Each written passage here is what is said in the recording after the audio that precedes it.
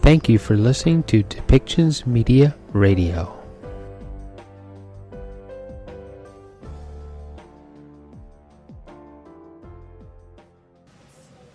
Hi everyone, happy Monday.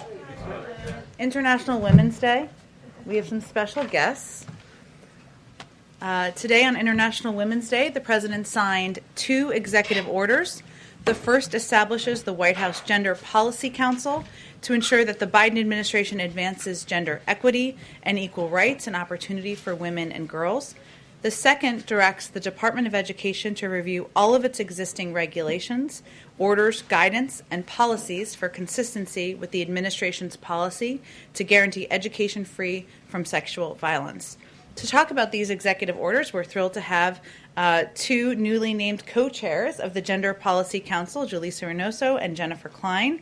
Julissa is the Chief of Staff to the First Lady. She was the Ambassador of the United States to Uruguay from 2012 to 2014 and served as Deputy Assistant Secretary of State for Central American, Caribbean, and Cuban Affairs. In addition to being a co-chair, Jen is the Executive Director of the Gender Policy Council. She was previously Chief Strategy and Policy Officer at Time's Up and a board member of the International Center for Research on Women. Both of our guests have very busy days and a hard stop, so I'll be the bad cop, but they're happy to take some questions. So with that, come on up. Good morning, everyone. Again, my name is Julissa Reynoso. I'm Chief of Staff to Dr. Biden, and with Jen Klein, co-chair of the newly established Gender Policy Council. It's a real privilege and honor for me to be able to lead this effort with Jen, who is a legend in this field. Today, on International Women's Day, President Biden signed the two executive orders to ensure gender equality and equity throughout the federal government, which is a high priority of the Biden-Harris administration. Hoy, en el Día Internacional de la Mujer, el presidente Joe Biden firmó 2 órdenes ejecutivas para asegurar la igualdad y equidad de género en el gobierno federal de los Estados Unidos, un tema de alta prioridad para la administración Biden-Harris. The first executive order will formally establish the Gender Policy Council within the Executive Office of the President, with an explicit role in both domestic and foreign policy development. We know that the full participation of all people, including women and girls, across all aspects of our society is essential to the economic well-being, health, and security of our nation and of the world. This is a matter of human rights, justice, and fairness. Es un tema de derechos humanos, justicia, y igualdad. It is also critically important to reducing poverty and promoting economic growth, increasing access to education, improving health outcomes, advancing political stability, and fostering democracy. The White House Gender Policy Council will be an essential part of the Biden-Harris administration's plan to ensure we build a more equal and just democracy by aggressively protecting the rights and unique needs of those who experience multiple forms of discrimination, including people of color, and lesbian, gay, bisexual, transgender, and queer people. A year into COVID-19, it is clear that women have been disproportionately impacted by the combined public health crisis, ensuring economic crisis, and caregiving crisis. The pandemic has exacerbated barriers and have historically impacted women and girls.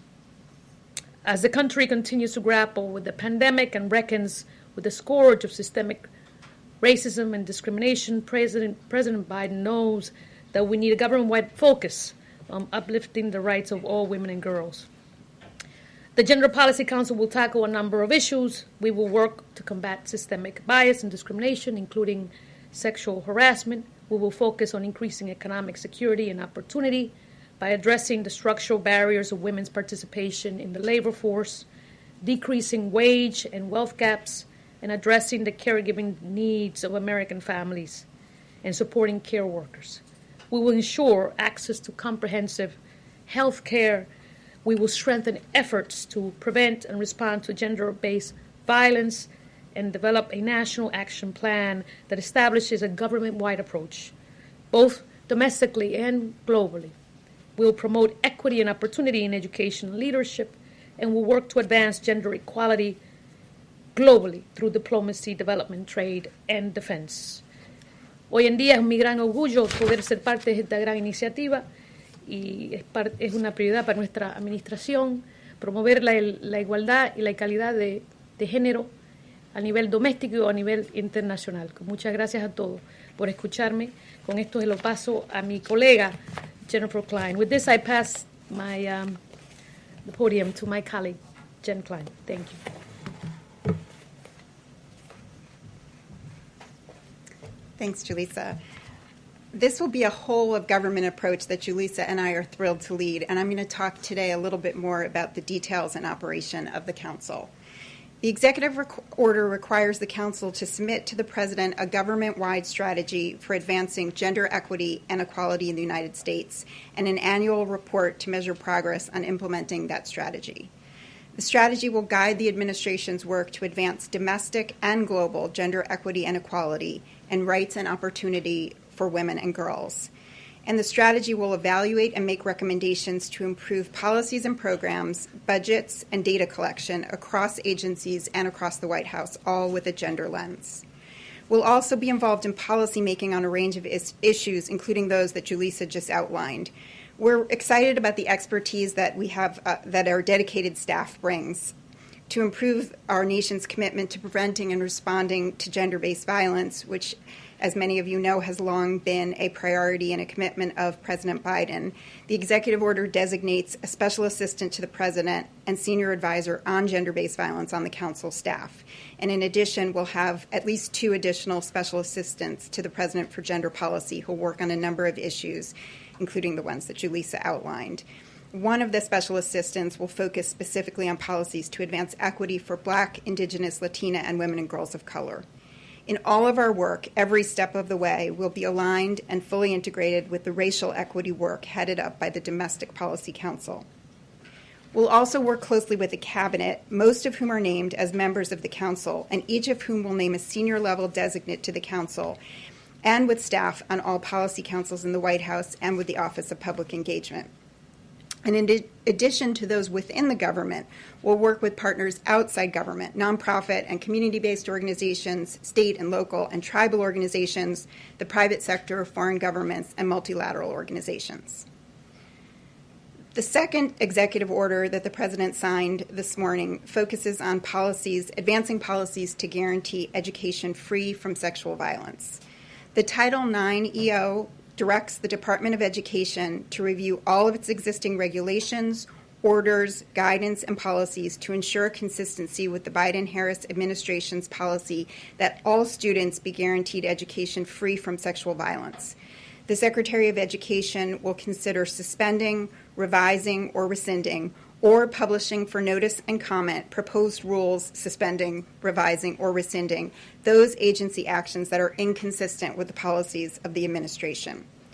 It's the policy of the Biden-Harris administration that all students should be guaranteed an educational environment free from discrimination on the basis of sex, including in the form of sexual harassment, which encompasses sexual violence, and including discrimination on the basis of sexual orientation or gender identity.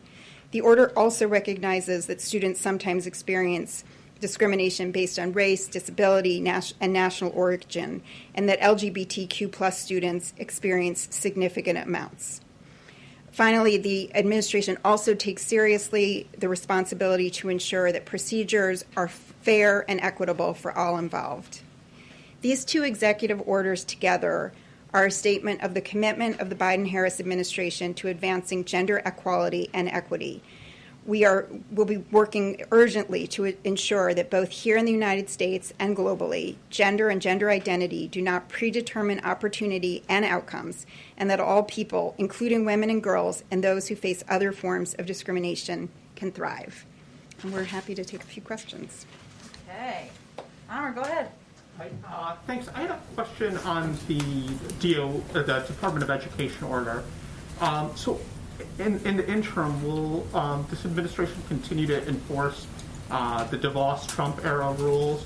And how how quickly will the review take place, and when can we expect implementation of any changes? The executive order asks the Secretary of Education to consider whether to rescind or revoke anything immediately, and it also makes clear that the Secretary should work as quickly as practicable to take action. Okay, thanks. Question for Jeff, and then I have one for Denise also.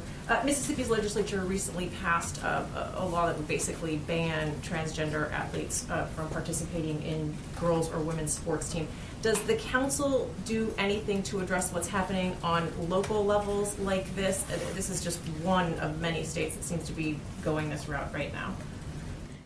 We have the tools that we have, which are federal laws, and the Bowie pulpit and clarity about our policy and values. And we will be working really closely across the White House, as I said, with the Domestic Policy Council in particular and the National Security Council, by the way, on a series of equity issues. So definitely considering that. And Judith, if you don't mind, since you're in the room, you were on that trip to the border this weekend. Yes. Could you tell us the sites that you visited, please? Could you tell us if you spoke with any of the migrant children who are being held in these detention centers, what they told you, if you did, and what's your assessment of the condition that they're being held in? We were asked by the president to take a trip to evaluate and understand the situation on the ground. As you all know, we inherited a broken system, and there are many challenges involved currently. We did speak to many of the folks involved, including children. It is, we're trying to manage this in an orderly fashion, but obviously be very mindful of the human cost here in light of the fact that we are talking about kids. So that is something we are managing, and we do plan to brief the president this week on it. We have not done so yet. So you'll hopefully learn more during the course of the week. But our first order of business is to really have that conversation with the president. Go ahead, Nancy. One of the Title IX regulations that is targeted for review in the executive order says that a person who's accused of sexual misconduct on campus must be afforded due process. What's wrong with that formulation? I don't think there's anything wrong with the notion that everybody involved, accused or accuser, should have a fair and full process, and that's exactly what the policy of this administration is. And the Secretary of Education will look at the regulations with that in mind. So you don't think that particular regulation will change? The President has asked the Secretary of Education to look at each piece of the regulations of all policies and make that decision, make a recommendation about what needs to be revoked or rescinded. What is clear is that the policy of this administration is that every individual, every student is entitled to a fair education, free of sexual violence, and that people, all involved, have access to a fair process. Jeff, and then Katie, and then we have to wrap it up because these ladies have to go. But they'll come back. Great. Can you speak a bit more about the plan, or maybe it's an intended plan, to boost the declining number of women in the workforce, specifically Black and Latino women who've been disproportionately hard hit by the pandemic? So obviously the ARP will do quite a bit to advance the economic interests of all Americans, but as you know, women of color, Latinas, African Americans, Black and Asian Americans and indigenous women have been disproportionately impacted by the incredible year we've had to manage, right? So given the dislocation of the impact on specific sectors that are predominantly occupied by women, and the fact that historically women have been disadvantaged in terms of pay, in terms of access to certain jobs, and just pure discrimination. We are looking at addressing the accumulation of all those factors.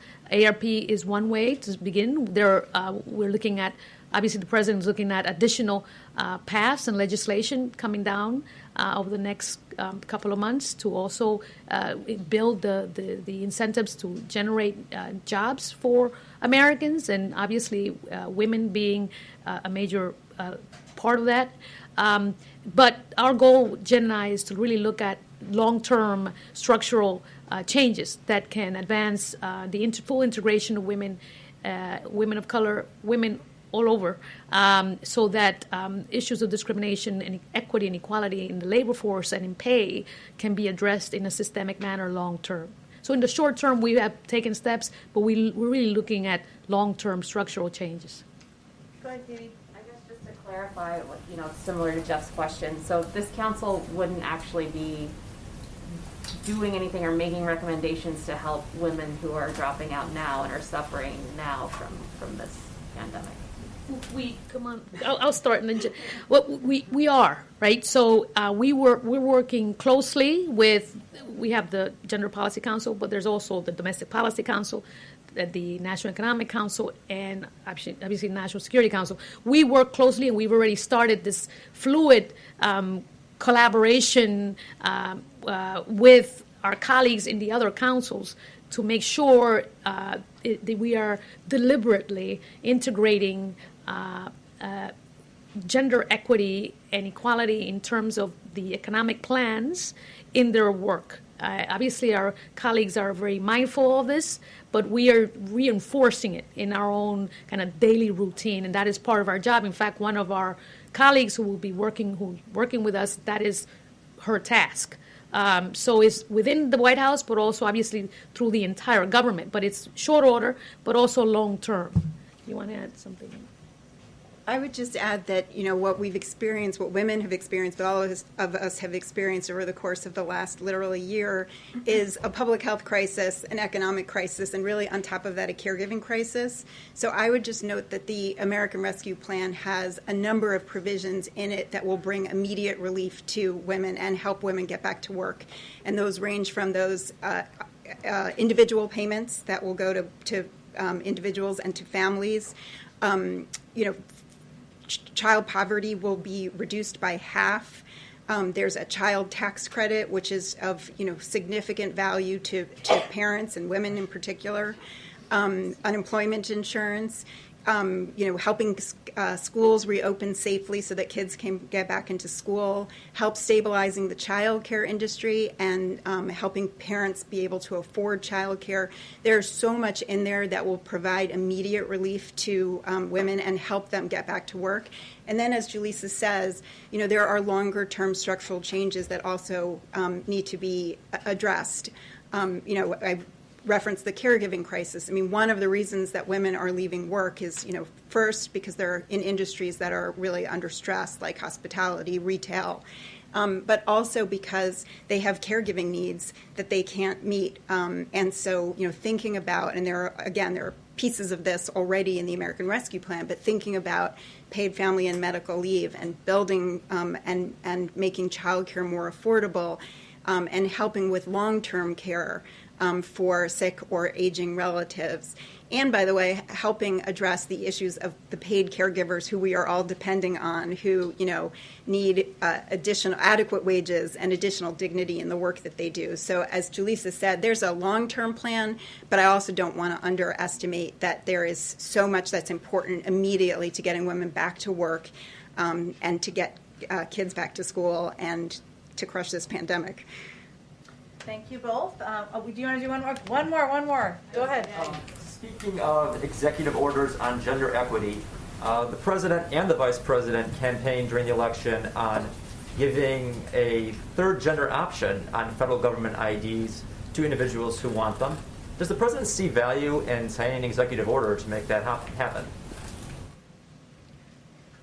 I haven't looked yet to see whether that requires an executive order. I mean, I would note that we are very inclusive in our definition of gender, and we intend to address all sorts of discrimination and, fight for equal rights for people, whether that's LGBTQ plus people, women, girls, men. So, that's certainly something that we will look at, but I honestly don't know whether that requires an executive order. The American Civil Liberties Union is pushing for an executive order for this action. I was wondering if anything like that was under consideration at this time. Sounds like we'll have to just look into it a little bit more and see what's required, but it's a good question. Thank you, ladies. I know Dr. Biden is waiting for Julissa, so we have to let her go, but thank you both for coming. We really appreciate it. Thank you. Thank you. Okay. I'll just note that Karine and I are wearing purple in honor of International Women's Day, and as part of his indoctrination into the women-dominated team, Chris is wearing a purple tie. So there you go.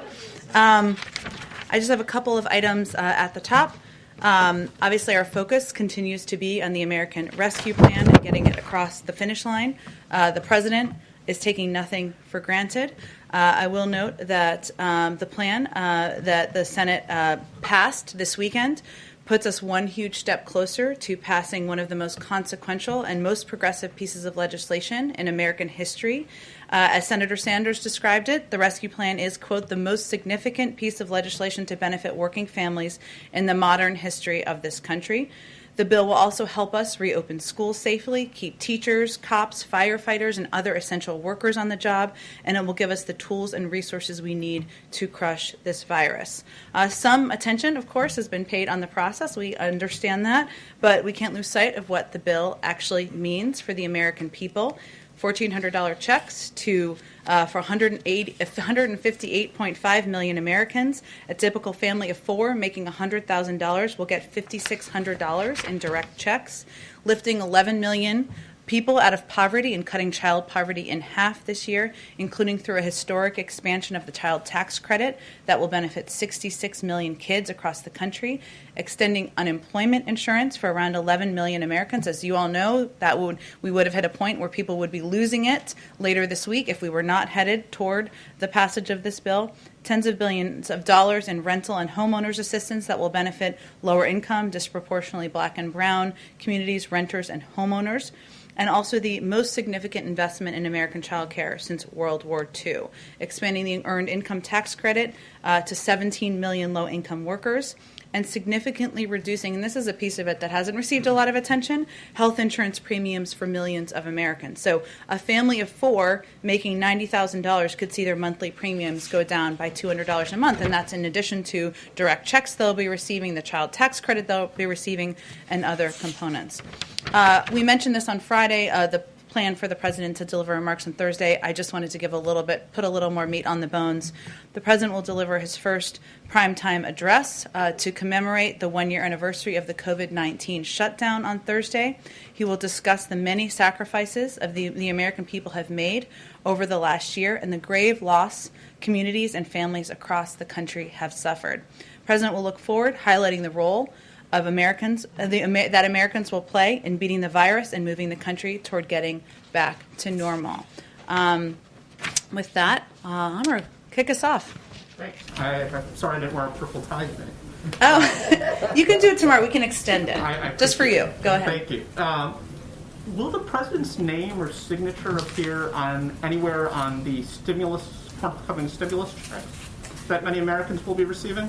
This is a very popular question. I will tell you that our focus right now is on getting this bill across the finish line, getting relief out to the American people, which we expect will happen by the end of the month in terms of getting the relief out. In terms of what the checks will look like, I just don't have an update on that for you today. Yesterday, Senator Manchin said that, like President Biden, he believes the filibuster should continue, but there should be more pain, and if you want to utilize it. Does President Biden agree that there needs to be tweaks in how the filibuster is utilized? Well, I'll first say the president's preference is not to get rid of the filibuster. Look at what we've been able to accomplish in the last 6 weeks. He's on the verge of passing a historic relief bill that's going to cut child poverty in half and create 7 million jobs. We'll have enough vaccines for all Americans by May. 13 cabinet nominees have been confirmed. We rejoined the Paris Climate Agreement. We ended the discriminatory Muslim ban. He's met with members on both sides of the aisle in the Oval, and he wants to continue to work on a bipartisan basis. And we believe there are opportunities to do exactly that. In infrastructure, I believe that's an area I think Senator Manchin touched on yesterday during one of his interviews.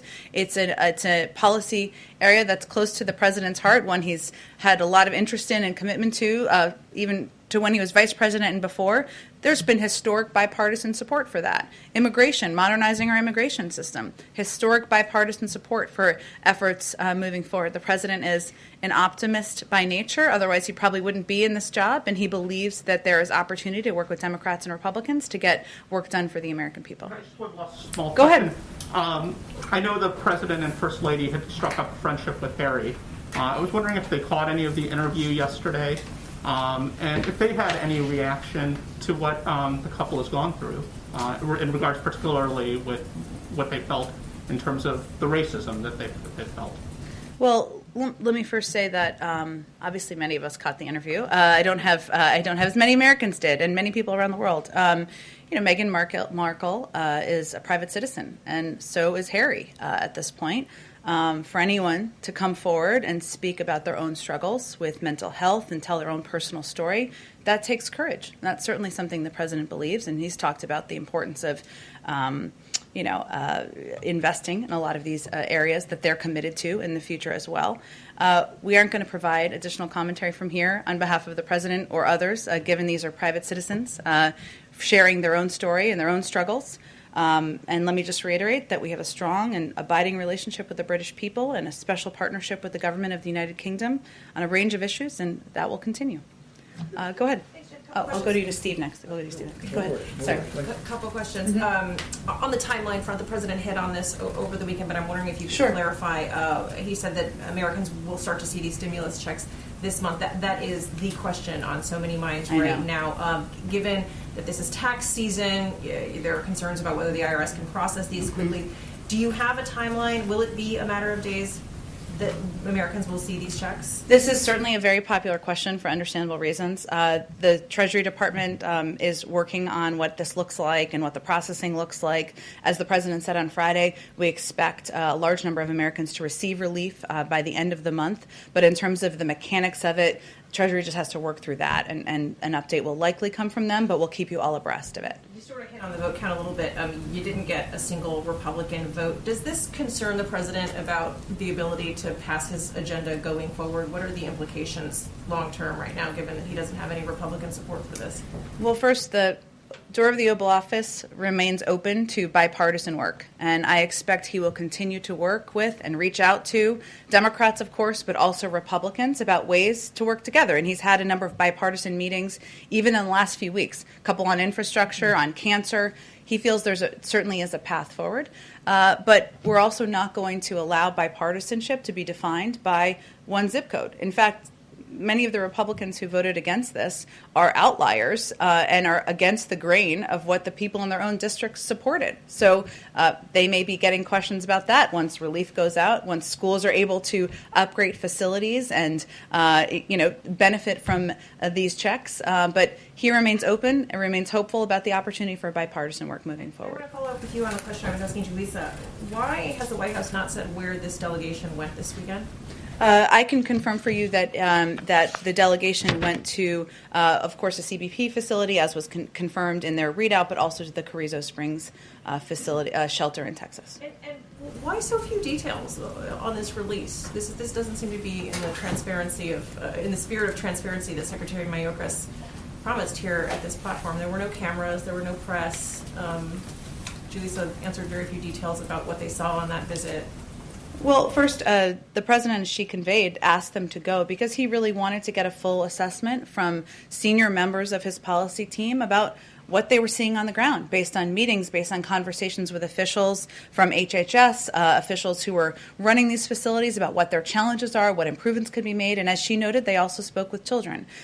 They'll have, as is a normal part of any internal policy process, they'll have a briefing with him in the coming days. We do look forward to, he's committed to, we are all committed to allowing cameras into these facilities, but we want to figure out the best way to do that, protecting the privacy of the kids in a way that's secure and safe, and certainly that's something we look to do in the future. Go ahead, Steve. The readout of the visit to the border said that they discussed capacity needs for unaccompanied children. Will they be making recommendations to the president? Is there a need for more capacity? Well, we know just purely by the numbers, Steve, that there is going to be a need, right? Because we have a large number of kids, unaccompanied children who are coming across the border. We've made a policy decision as an administration that the humane and moral approach is to keep these kids safe and get them into facilities that are safe. There are some limitations, which I know many of you are familiar with, because of COVID restrictions and protocols that reduce the capacity at a number of these sites. CDC also put out some guidelines. Many of you may have seen, I believe it was on Thursday or Friday, that will allow for increased capacity at some of these sites. But it is an area of policy discussion. How will we continue to accommodate in a safe and humane way these kids? And our objective remains moving them as quickly as possible out of the Border Patrol facilities. In order to do that, we need to have shelter facilities that are safe, that have access to educational resources, legal resources, health and medical resources, and we need to ensure we have capacity to do that. Separately, the U.S. has identified 3 online publications directed by Russia's intelligence services aimed at undermining the Pfizer and Moderna vaccines. Yeah. Are you aware of it? What can you do about this to counteract?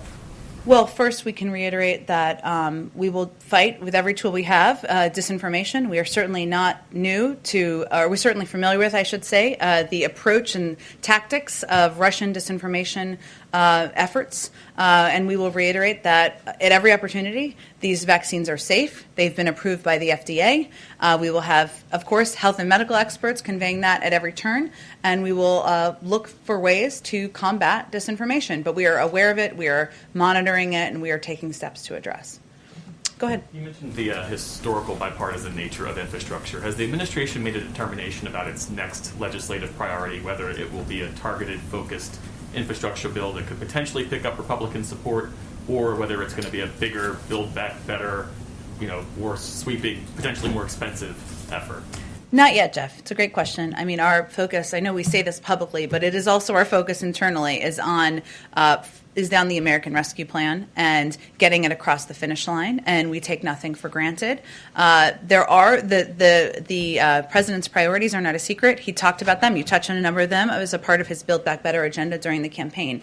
Infrastructure is one of them. Investing in caregiving, doing more to improve access and expand access to health care, adjusting our tax systems. But the structure, the size, the format, that has not yet been determined. On ARP, should we expect a signing ceremony tomorrow or sometime after the House passes it?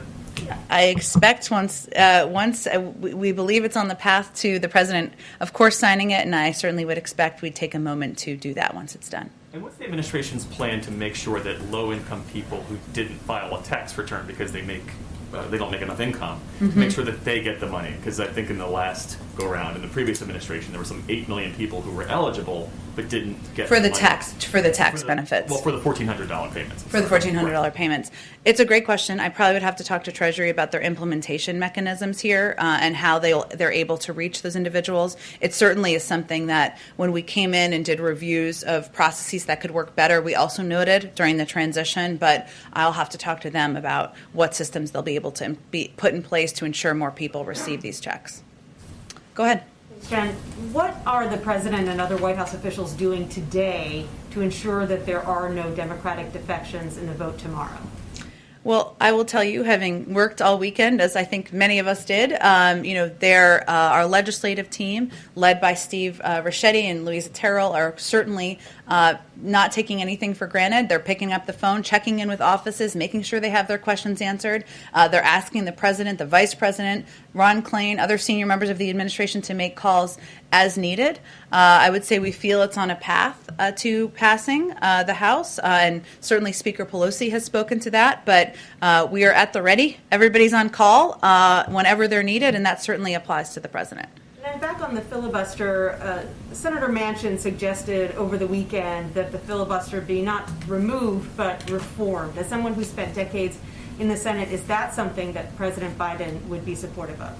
Well, his preference is not to make changes to the filibuster rules, and he believes that with the current structure that he can work with Democrats and Republicans to get work and business done. He's also happy to hear from Senator Manchin and others who have ideas about how to get the business done for the American people, but that's not his preference. Senator Manchin was also asked about infrastructure, and he said that he felt that any big infrastructure package should be paid for, and he suggested that corporate tax hikes might be one way to pay for a massive infrastructure bill.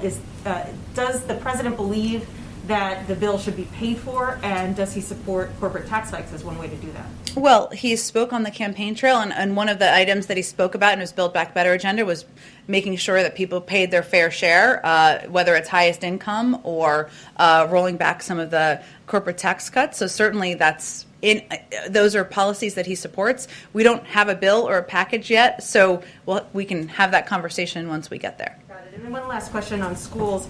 Dr. Fauci said over the weekend that he thinks that high schoolers are going to be vaccinated by the fall. We know what President Biden's goals are when it comes to K through 5 kids. Have you made any progress in devising goals for high schoolers? Well, we are thrilled to have Secretary Cardona confirmed, and he is, as you know, going to be hosting an education summit to talk about the reopening of schools and look ahead to what needs to be done to get that done. And that applies, of course, not just to K through 5 or K through 8, but also high schools. We also are on track to for the president to sign into law the American Rescue Plan, which has $160 billion in it, to ensure that schools who don't have the resources needed can make these facility upgrades as well, get testing in place, hire teachers, bus drivers. But I will leave it to the Secretary of Education to determine the timeline or the path forward for high schools. Go ahead. Briefly ask on a couple of COVID things. Can you confirm the president will host the Merck and J&J executives at the White House on Wednesday? Yes. Why did he go do away with the trip to Baltimore? We just felt it was a more appropriate place to have the meeting, but he will look forward to discussing with them ways to work forward to continue to expedite vaccine supply and distribution to the American people. Is there any risk with the event was supposed to happen at Emergent? There was, of course, a report on the weekend over Emergent's history with the U.S. government. Is there any risk that the vaccine production could be slowed if the U.S. has some, problem with Emergent being a supplier to J&J? As perhaps implied by the president declining to go to the facility? Well, I will say first that the administration is going to undertake a comprehensive review and audit of the national stockpile. And obviously some of that was covered in the story I believe you're referencing. But I have not, our health and our COVID team has not conveyed to me any concern about the timeline or pace of vaccine production. Your team also just announced the new CDC recommendations around vaccinated people. There's no change to travel guidance. I want to ask whether the White House had any involvement procedurally in preparing those, or is that entirely with the CDC? But broadly, what do you say to Americans who wonder, if I've been vaccinated, why can't I get on a plane? I would encourage them to ask the CDC the questions. They are the ones who put together those guidelines. We were not involved in the sense of developing them or signing off on them. Of course, we receive regular briefings, but I would direct those questions to the CDC. Finally, there was a report out of Europe and the FT that the European Commission will ask the U.S. government to authorize export of U.S.-produced AstraZeneca vaccines in particular. Do you have any response to that, or can you say whether there have been any calls? Have you been asked that yet by the Commission? I don't have any update on that, Josh. It's a good question, but I'll have to talk to our national security team and our COVID team about what that approval process would look like. I'm not aware if that ask has actually been initiated yet. Go ahead. Yes, Jen, thank you. The Chinese foreign minister is demanding that the Biden administration reverse what he calls former President Trump's dangerous practice of showing support for Taiwan. What's your response to those words from the Chinese foreign minister? Well, our position on Taiwan remains clear. We will stand with friends and allies to advance our shared prosperity, security, and values in the Indo-Pacific region. We maintain our long-standing commitments as outlined in the 3 communiques, the Taiwan Relations Act and the 6 assurances, and we will continue to assist Taiwan in maintaining a sufficient self-defense capability. So our position remains the same. Are you worried at all about this increasing rhetoric and the actions by Taiwan towards China? I don't think I have anything more for you on it. Go ahead, Katie. Yeah, I have a couple questions. The first is about Secretary Cardona being ordered to revisit the Title IX rules as they relate to sexual misconduct on campus. So the Trump-era rules were controversial because critics said they bolstered the rights of the accused. perhaps over the rights of victims. The Obama-era rules were met by legal challenges that said those rules infringed on due process for the accused. Where does the president want these rules to go? Does he believe a balance could be struck, or what has he communicated about what he wants? I mean, I think the president wants a recommendation from the Secretary of Education, who we look forward to having in this briefing room. And it sounds like there's a lot of questions people would love to ask him, but I don't think he's going to get ahead of a policy process or recommendations by his Secretary of Education. And then I have just a question on what is the president's relationship with Senator Manchin like these days? How often do they talk? They speak regularly. He speaks with a range of senators and members of Congress and members of the House regularly as well. Obviously, they have meetings here, but he, perhaps because he served for 36 years, certainly doesn't hesitate to pick up the phone and have a conversation, whether it's something he agrees with, disagrees with, and that's something he's prone to do even when it's not on his schedule for that day, just when it comes up and it's an ask somebody makes on the team. He has worked with Senator Manchin over the course of years, and he certainly appreciates the support for the $1.9 trillion package that will help bring relief to the American people. He looks forward to working with him on a range of items on his agenda moving forward. Go ahead. The president has said there'll be enough vaccine supply to vaccinate every American adult by the middle of May. What does that mean for the White House's plans to develop a proposal to export vaccines to other areas of the world? Well, as the president has said, and we've said, I guess, our priority is ensuring that the American people are vaccinated, and we, of course, remain committed to being vital partners in the global community. There are a couple of factors that we certainly our health team considers. We don't know which vaccine is most effective for children. Of course, that testing is ongoing. We still don't know yet the impact of all of the variants. So I don't have anything to predict for you in terms of what additional supply will be shared and when and the process for that. But certainly it's something we're open to. Our first priority, though, is ensuring the American people are vaccinated. A question on this week's schedule. Every day has a COVID-related event for the president. Obviously, he's been focused on it any given week, but this week seems notable. I was kind of curious what you could say about what the plan is this week and why this is kind of a special week to kind of increase that focus on the response to the pandemic. Well, I would say that there's no issue that's on the minds of Americans more than getting the pandemic under control. The American people know that the reason why we have a recession, the reason why so many families are concerned about putting food on the table, the reason why parents around the country are worried about the impact of closed schools on their kids' mental health and their learning is because of the pandemic. And it is the number one issue and priority on the mind of the president, the vice president, and our entire team.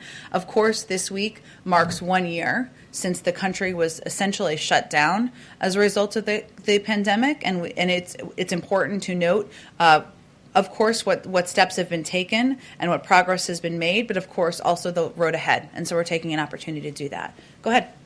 Jen, as a Taste print pooler, I'm going to ask a question for myself and behalf of the print pool. Sure. And my first question from me could be a follow-up to the Manchin question. Okay. The Senate, before approving the ARP on Saturday, defeated an amendment that would have funded schools and universities under Title II if they allow transgender kids in athletics.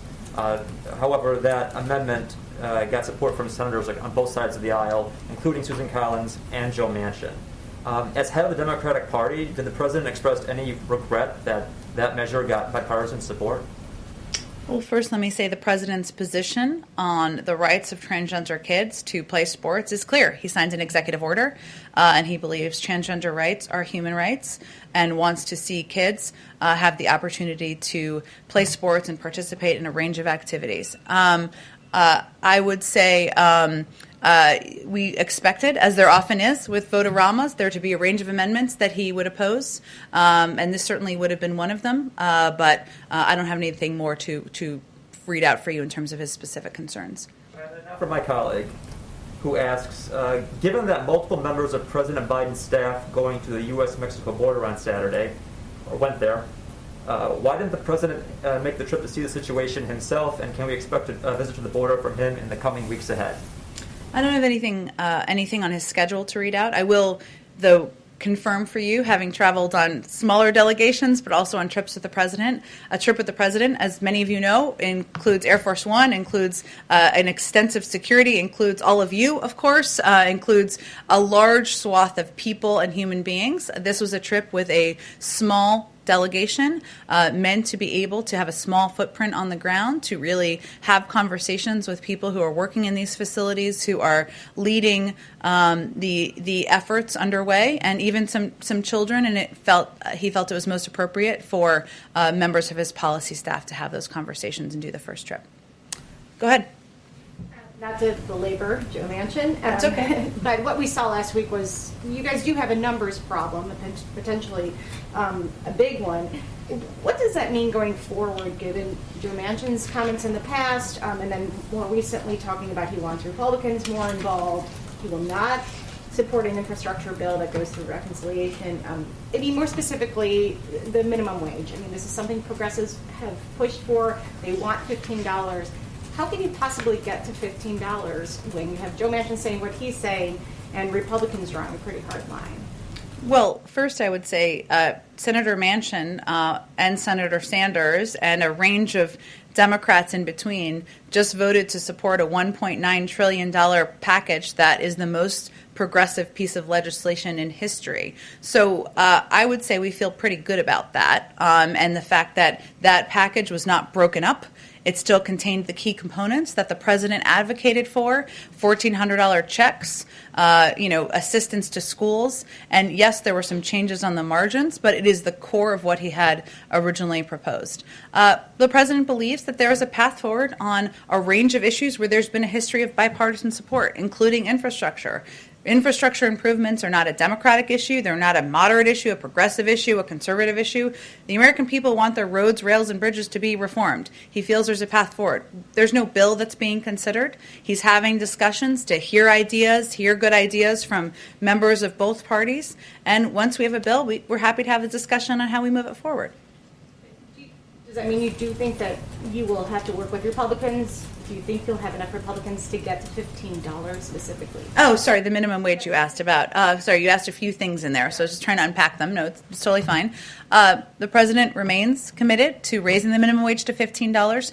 There are no negotiations right now with the president or anyone from the administration on lowering that threshold.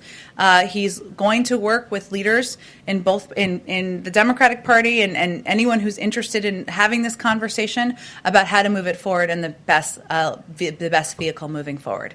But that's the status of it. Right now, we're focused on the American Rescue Plan.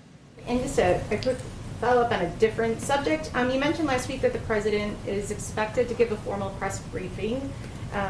Press conference, yep. Yes, before the end of the month. Mm-hmm. So that is a commitment. In the next few weeks, we will see him and take questions and follow-ups and so forth. Yeah, he has done about 40 Q&As since he took office, but in terms of a formal press conference, which I understand there's a big focus on, yes, we will have one before the end of the month. And what does it mean going forward? Will we see more of President Biden, specifically? More than 40 Q&As in the last month, or? Where he will be submitted to more extensive questions, follow-ups, the kind of things we're doing today. Will we see him regularly? I don't know that you'll see him more than 40 times a month, but I'm happy to ask him that question. Go ahead, Yamiche. Hi, thanks so much. A couple questions. First, on direct aid, I know that March 14th was the deadline because of the unemployment that was running out. Is the White House basically ensuring people that their unemployment, that enhanced unemployment, that they'll be able to still get that and that there will be no lapse there? And also, is there a concern about what happened last time where there was a backlog at the IRS and there was a backlog in checks going out to people? Is that a concern, and has that been worked on? Well, I can assure you, having been on a call with her this morning, that Secretary Yellen is focused like a laser on ensuring that there's a clear process and system for ensuring this assistance gets out as quickly as possible. I certainly understand the questions. My friends, neighbors, everybody's asking me the same thing about when they will get assistance, when this will go out the door, but it is really up to them on the mechanics of it. And as I noted a little bit earlier, and Yamiche, I think we've talked about this, there was concern about the gap of people in the last with the December package that were left out and didn't receive the assistance, and that's certainly something that is being factored into the administration and the process here. But I really leave it to Treasury to provide an update on the mechanics of it. And then I know you said the president's preference is to not do away with the filibuster. House Majority Whip Jim Clyburn, he said that if Democrats want to keep enjoying the majority, that they have to find some workaround around the filibuster. He said maybe it would be a Sinema Manchin rule. I wonder if the president would be behind some sort of rule for specific legislation. Jim Clyburn was talking about civil rights and voting rights legislation. Would the president back any sort of filibuster workaround for specific legislation? Again, it's not his preference, and he believes with an issue as important as voting rights, there should be a path forward to work with Democrats and Republicans to get it done. So nothing's changed on his policy on the filibuster. I'm wondering, I was not asking specifically about the filibuster, more about a rule that would get around the filibuster for specific legislation like voting rights and civil rights. Would he possibly get behind that? Not doing away with the entire filibuster. No, I understand. I just don't have. He's not. His preference is not to make different changes to the rules, to the filibuster rules.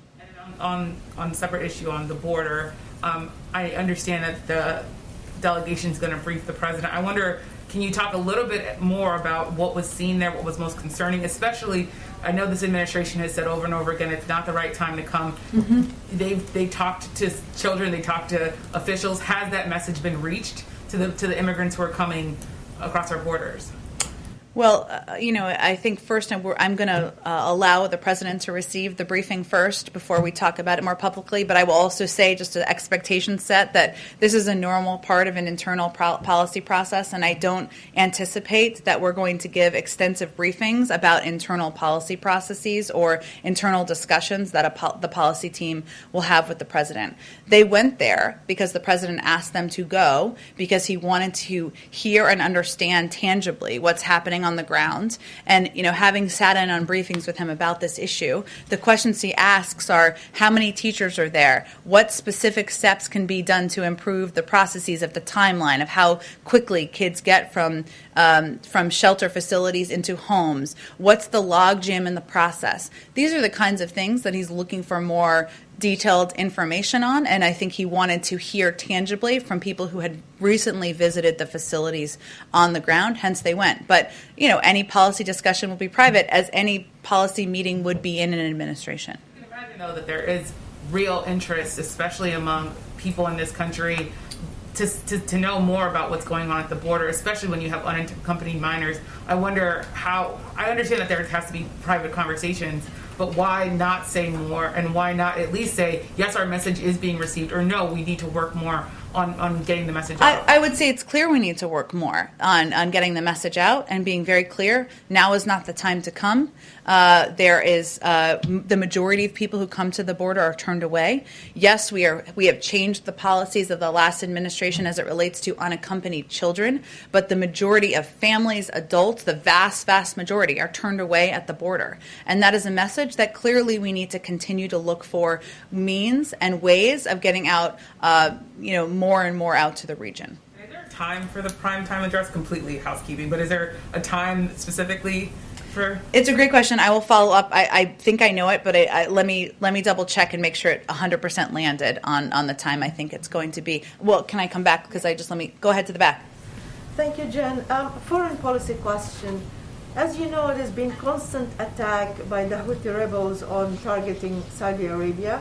The Wall Street Journal just quoting a senior Saudi official saying that actually the attack yesterday on the port of Ras Tanura was originated from Iraq or Iran. Does the White House believe that this is a game changer since it's not from Yemen? And will you hold Iran accountable? Well, first, we continue to be alarmed by the frequency of Houthi attacks on Saudi Arabia. Escalating attacks like these are not the actions of a group that is serious about peace. The attacks are unacceptable and dangerous and put the lives of innocent civilians at work, including Americans. We, of course, continue to work in close cooperation with the Saudis, given the threat, as you referenced, that they are facing on a frequent basis from these attacks. And we understand that they face genuine security threats from Yemen and others in the region. As a part of our interagency process, we'll look for ways to improve support for Saudi Arabia's ability to defend its territory against threats, but I don't have anything from that to predict for you at this point in time. Can you update us on the negotiation with the Iranians? Where are we now? I mean, is it stalled? Is it you offering them something new? Where are we? Well, it's an ongoing discussion about, based on the reaction of the Iranians to the EU invitation. We see this as a part of the diplomatic process, but we don't have any update in terms of a date or timeline for that discussion. Go ahead, Isaac. Thanks, Jen. Given what the President said yesterday with the executive order that he signed and what's in that executive order, I wonder if you can explain why pushing for voting rights isn't a legislative move on voting rights isn't higher up on the agenda for the President as you're sequencing these things, especially given all of the changes that are being pushed in a lot of states to voting rights. It is a priority. Right now, our focus is on the American Rescue Plan, getting it through, getting it passed, because the number one and number two issues for the American people are the pandemic and the economic recession. But of course, making it easier and more accessible for the American people to vote is something the President talked about on the campaign trail, and he will remain committed to through the course of his presidency. He signed executive orders, as you referenced, into place just over the weekend. He obviously supports the passage in the House of this piece of legislation, and we will continue to look for ways to make voting more accessible for the American people. If he's not leaning into it as something for Congress to move on soon, is there a concern that as these state voting rights laws get into place, and of course there are elections in the fall, there are going to be elections next year, that it will be sort of those restrictions that are being put in place will be in place by the time that it comes to voting, and Congress won't have moved? I mean, he is supportive of the legislation, right? He put out a supportive statement. We had a supportive statement of administration policy on the passage through the House. It's something that he conveyed in that. He would look to see, he would support that moving through the Senate. Obviously, there are a range of means of working with states on their own approaches, working with Congress on a range of ways to help increase voting rights and access, and he and his team are eager to continue to do that. Thanks, everyone. Oh, sorry, one more. Go ahead. I just want to follow up because I want to clarify. You said that a policy discussion behind the scenes with the President and this delegation is private. I just want to clarify, following up on what Yamiche was asking, I'm not asking for a detailed readout on a private conversation that's happening in the Oval Office between the President and this delegation. Journalists have not been allowed to see what's happening inside places. I understand, and I said, so all I was conveying on that particular piece, just for clarity, is we're probably not, for expectation setting, we're probably not going to do a readout of their private conversation. I know you weren't asking for that. We get a readout on what these children, whom we've not been able to speak to ourselves, are saying to the delegation of 14 members that went, on the conditions that they're being held in, or if not a readout on this conversation on what these kids told people like Julissa, can we get it ourselves? Well, first, as I said when you asked the question earlier, we are very open to and support, and the President does, providing access to these facilities. We need to do that in a way that protects the privacy of these kids who are under 18, is safe given COVID protocols, and we are committed to doing that. So we're not expecting you to take our word for it. I was just conveying that any private policy conversation, I just didn't want there to be an expectation every day that we'd be reading that out. This will be an ongoing discussion. And of course, we want to bring more people in here to shed more light on our thinking, on how challenging this issue is, on what contemplations we have to ensure that children are in facilities that are safe, that help, and that we take steps to expedite the process to get them to homes that are either family members or homes of people who are sponsoring them. Thanks, everyone. This show has been produced by Depictions Media. Please contact us at depictions.media for more information.